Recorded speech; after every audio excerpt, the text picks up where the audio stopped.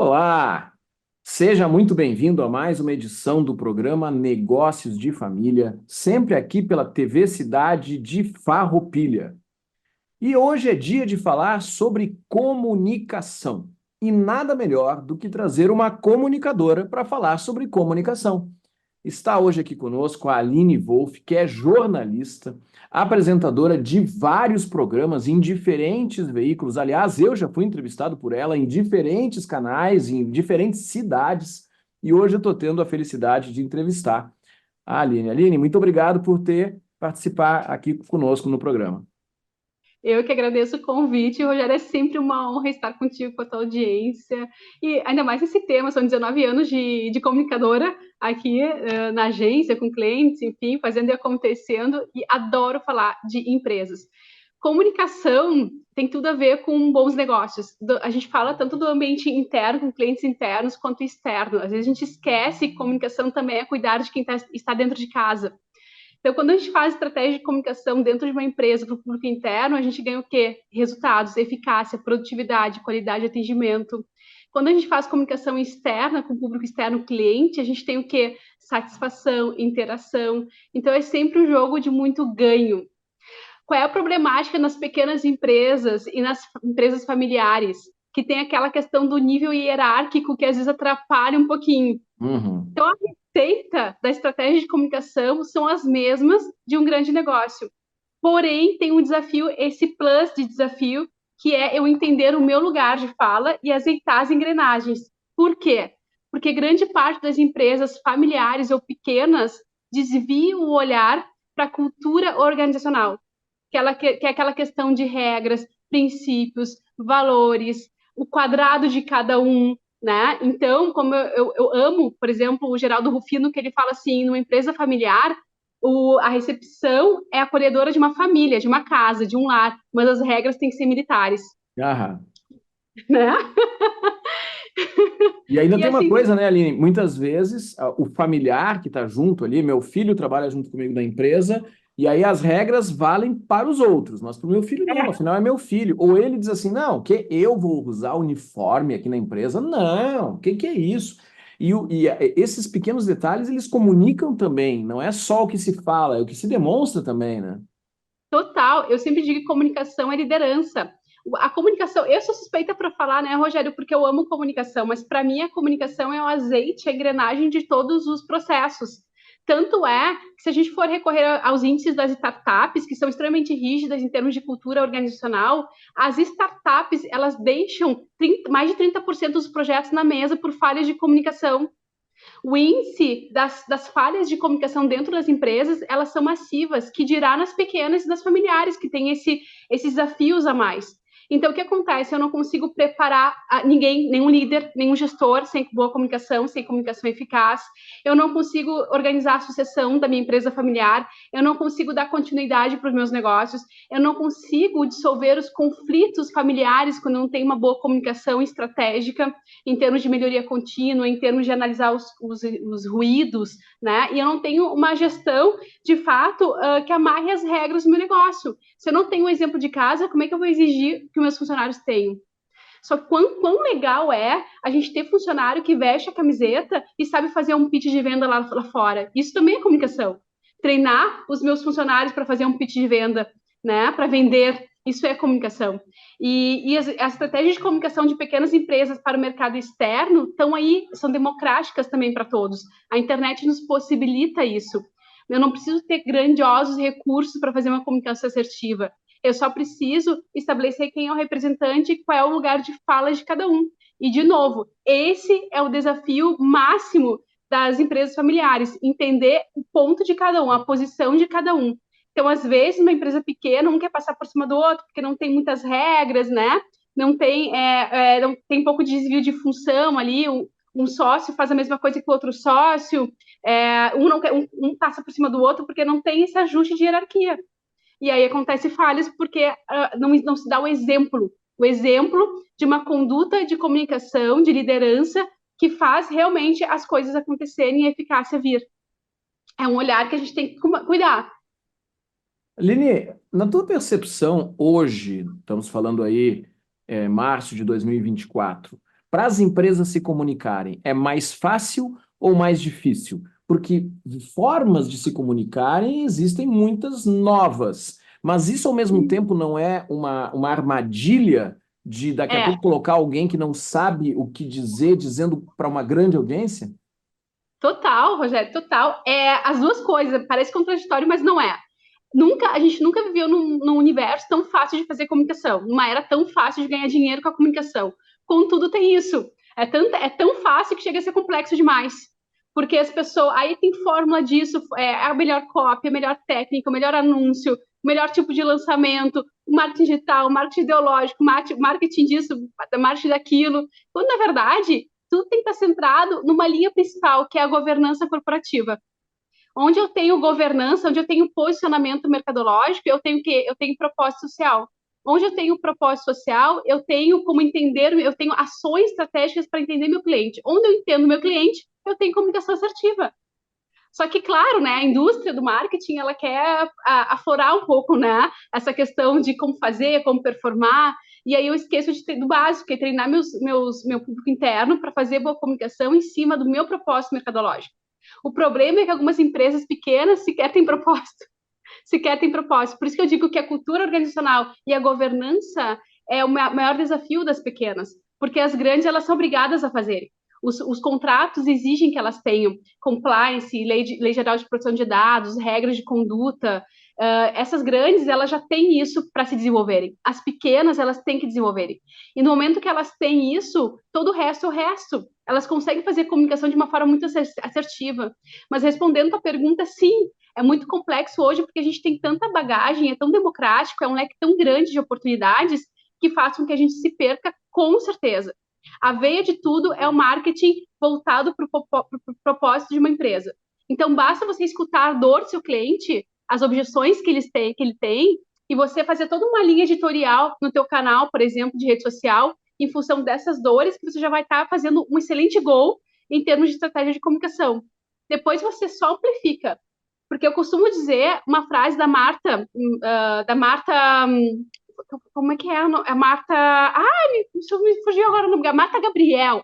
Ela é Aham. especialista nisso. E ela falou uma vez numa palestra, eu assisti, ali em Porto Alegre, ela disse para o pessoal do mercado de varejo o seguinte: a gestão de uma empresa ela é amplificada nas redes sociais. Uhum. As redes sociais, o site, ela só amplifica aquilo que você já é. E isso é uma verdade absoluta, eu não tinha pensado por esse ângulo ainda. Então você comunica, você transborda aquilo que você é. Se você olhar para mim, para ti, a gente transborda nas redes sociais aquilo que a gente é. Então as empresas têm que cuidar da sua cultura organizacional. O resto acontece naturalmente. Acaba muitas vezes querendo comunicar algo que não tem, ou querendo transmitir uma imagem que não é, e isso o consumidor, o cliente, acaba percebendo e o tiro sai pela culatra, né? Ao invés de querer se conectar com aquela marca, com aquela empresa, não, acaba se afastando, porque a coisa não é bem por aí. Aliás, né, Aline, um tema que a gente até já conversou em outra oportunidade, mas muitas vezes as empresas pensam que comunicação hoje é fazer post no Instagram, né? Quer dizer, eu vou comunicar, tô saindo fazer, faço 5 posts por semana, então estou comunicando com o meu público, mas não é só isso, né?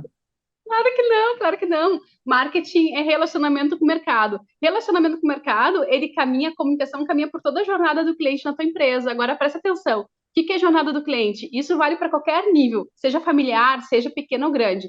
É a atração, eu preciso atrair meu cliente, eu tenho uma comunicação. Eu tenho uma necessidade de comunicação. Depois que eu atraio o cliente, eu tenho que manter ele no meu relacionamento. Aí eu tenho todo um ciclo de vendas que pode durar 4 horas, como pode durar 4 anos, dependendo do meu segmento. E eu tenho que me relacionar através de comunicação com esse cliente. Depois eu tenho a fase das vendas, então atração, manutenção, depois vendas. Olha a jornada do cliente. Nas vendas, eu também tenho que ter time treinado em nível de comunicação. Aquele time que entende qual é o perfil sensorial do meu cliente, aquele time que entende se meu cliente é mais agressivo, se é mais polido, se é mais meigo. Eu tenho que ter esse time treinado. E depois, por último, eu tenho toda a fase do encantamento, que para mim é a melhor de todas, que é onde as empresas mais pecam, especialmente as pequenas e familiares. A questão do encantamento. A gente fica apagando incêndio e a gente não cuida do cliente para ele fazer recompra ou agregar valor no ticket. Percebe todo o processo?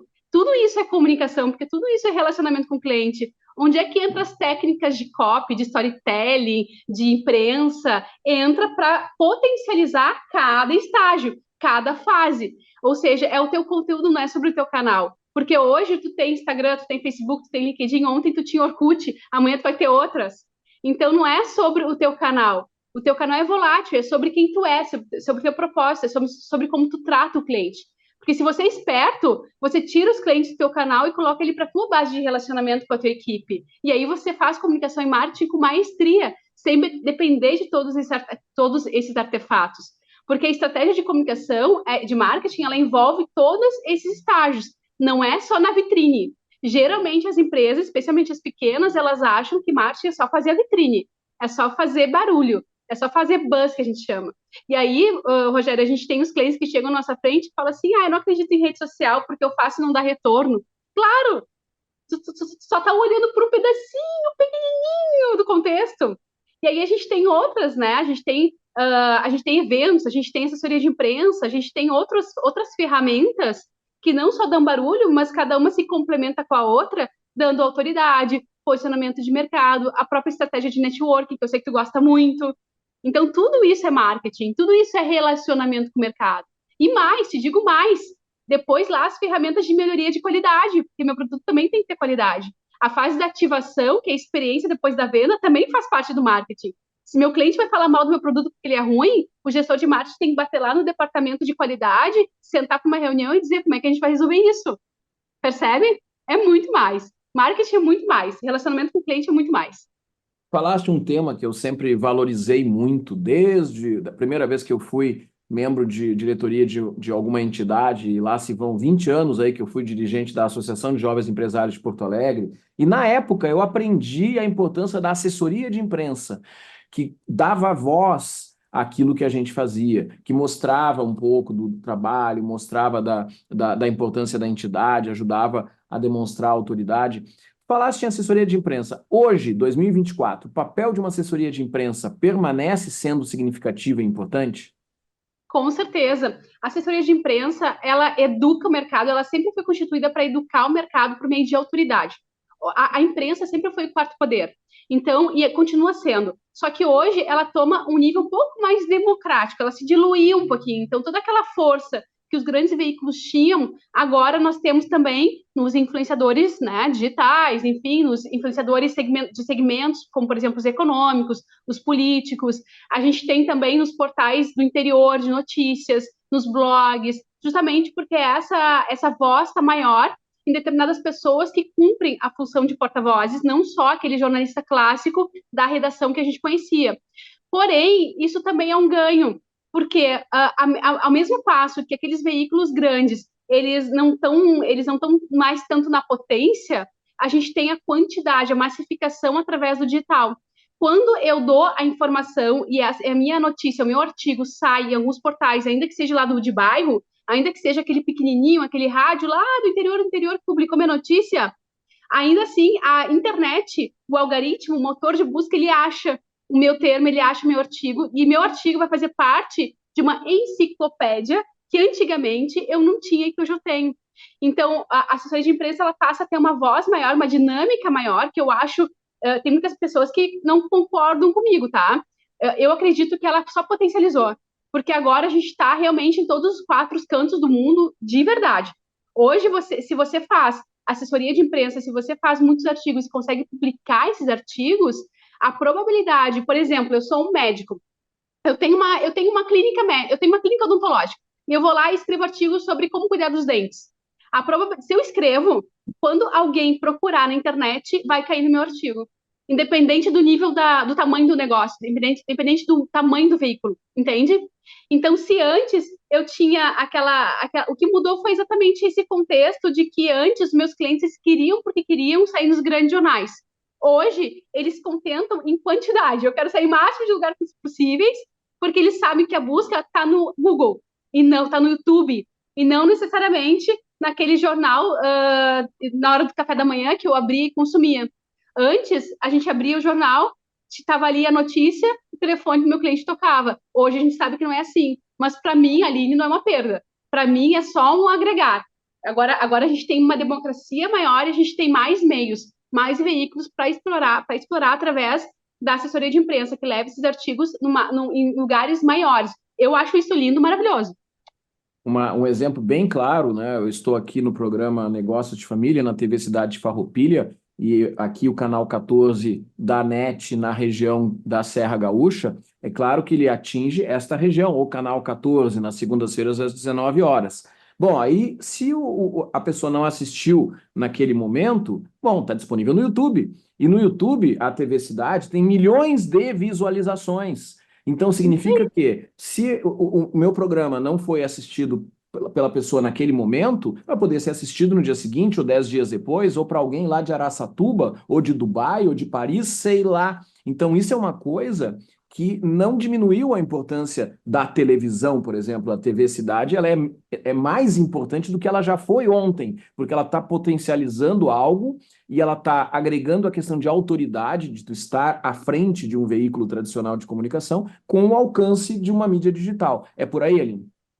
Exatamente, e olha, é tão legal isso que tu trouxe, que eu já vi entrevistas de mídias como a TV, né, a nossa, que tu estás aqui, eu já vi entrevistas assim, registradas na www e utilizadas dentro da ciência, dentro de estudos, dentro de pesquisas. Eu, por exemplo, gosto de emendar um estudo atrás do outro. Na última pós que eu estou fazendo, no meio dos nossos estudos ali, tem vários links de entrevistas, e de canais que antes não tinham voz e que hoje tem, mas que tem grande repercussão hoje por causa disso, por causa da democracia.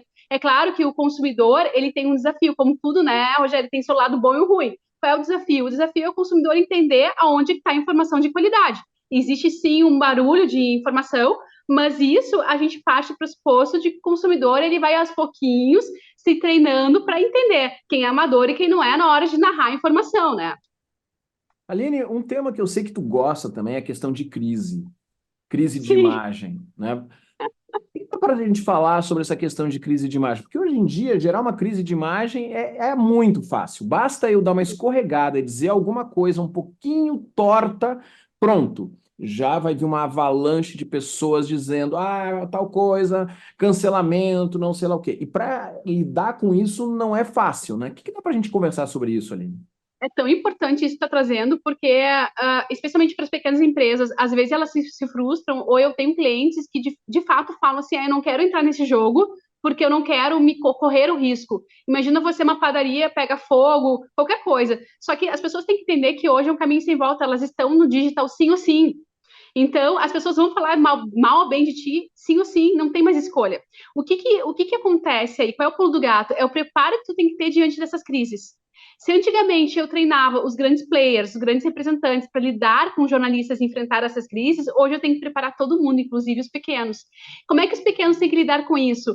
As técnicas de comunicação não violenta. Aquele mesmo feedback sanduíche que a gente está acostumado a lidar com o público interno, com o nosso líder, a gente tem que dar com o mercado. Então, é tratando com polidez, sempre com respeito, mas sempre no propósito da governança. Dizendo, olha, meu propósito é esse, se eu errei contigo, eu realmente peço desculpas, porque a marca tem que ser humilde também, assim como as pessoas. E eu estou já organizando os meus processos internos para resolver, para que isso não aconteça mais. No momento que eu tenho essa postura de ajudar o meu mercado, e no momento que eu trabalho a longo prazo o meu relacionamento com o mercado, e aí eu passo a ter evangelizadores da minha marca através daquela fase de encantamento, essas questões se tornam pequenas. Mas eu quero dizer para quem está nos assistindo que, independente do seu tamanho, à medida que você vai colocando cara a tapa, estando na vitrine, vai vir haters. É inevitável. Não tem como não vir, Rogério. As empresas dos concorrentes, eles pagam. Nós estamos num nível da sociedade que eles pagam pessoas para falar mal de ti. Eles pagam. Então não tem, você querendo ou não, alguém vai falar de ti, você tem que ficar na vitrine, senão você não vende, você vai perder fatia de mercado. Então é algo que a gente tem que saber lidar, mas é só uma construção de gestão. Gerir crise é muito mais fazer gestão de qualidade com transparência e verdade do que qualquer outra coisa. É uma veia simples também que algumas pessoas tendem a botar muito, muito glamour, né? A amplificar mais do que de fato é. Na verdade, é boa gestão. É dizer, olha, eu estou fazendo isso, se errei, já vou corrigir, já vou revisar. É humildade, é transparência, verdade, simplicidade, sempre um trabalho de conexão com o mercado. Seja com jornalista, seja com o teu público de fato, de verdade. Aline, nós estamos com o tempo estourado, já recebi Eu plaquinha sei. aqui e eu quero, então, te agradecer mais uma vez por esse nosso bate-papo e te pedir para deixar uma mensagem aí para quem está nos assistindo pela TV Cidade de Farroupilha. Eu quero dizer para as pequenas empresas, para as empresas familiares, que, embora a gente tenha esse desafio, né, de cultura organizacional, boa gestão, enfim, porque a gente sabe que as pequenas empresas elas apagam incêndio todos os dias, eu quero dizer que vocês, em termos de comunicação, têm um poder, um trunfo na mão, que é o seguinte, é o seu valor. O que faz uma empresa ganhar destaque no mercado é o seu valor. E as empresas familiares, as pequenas, elas têm valores maiores do que tem de ter os players maiores. E isso, se você sabe usar a seu favor, é uma vantagem competitiva. Só usa isso nas tuas redes sociais, na tua comunicação e finca no teu valor, no teu posicionamento, que tu vai fazer um excelente gol, independente da situação. Esse é o meu recado para as pequenas e grandes. Tá? Usa e abuse do triunfo do seu valor, do seu posicionamento mercadológico. É aquela padaria do bairro que entrega a melhor cuca. É aquela farmácia que tem melhor atendimento. É valor, é valor. Você vai sempre estar bem. Aline Wolff, jornalista, comunicadora, estrategista de marketing, muito obrigado aí por esse nosso bate-papo. Eu que agradeço. Estou sempre aqui à disposição. Até mais. Valeu, Aline, brigadão.